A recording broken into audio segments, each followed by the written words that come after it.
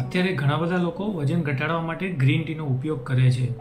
જો આ green tea તમે યોગ્ય સમયે ના લો અથવા યોગ્ય રીતે ના બનાવો તો તે ફાયદાની જગ્યાએ નુકસાન પણ કરી શકે છે.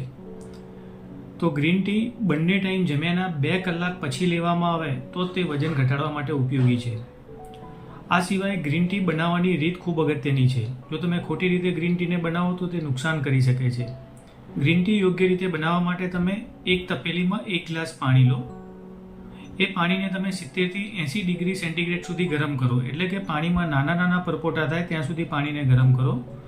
પછી એ પાણીને ગેસ ઉપરથી ઉતારી એમાં 1 ચમચી ગ્રીન ટીના લીવ્સ એટલે કે ગ્રીન ટીના પાંદડા નાખો. પછી એની ઉપર કોઈ પણ કન્ટેનરને ઢાંકી દો અને એને વધારેમાં વધારે 50 સેકન્ડથી 60 સેકન્ડ સુધી રાખો. પછી તેને ગાળી અને ગ્રીન ટી પી જાઓ. જો ગ્રીન ટીને 60 સેકન્ડ કરતાં વધારે સમય સુધી ગરમ કરવામાં આવે તો તે ફાયદાની જગ્યાએ નુકસાન પણ કરી શકે છે. આ સિવાય ગ્રીન ટી માટે તેના લીવ્સનો જ ઉપયોગ કરવો જોઈએ. ડીપવાળી ગ્રીન ટીનો ઉપયોગ ના કરવો જોઈએ.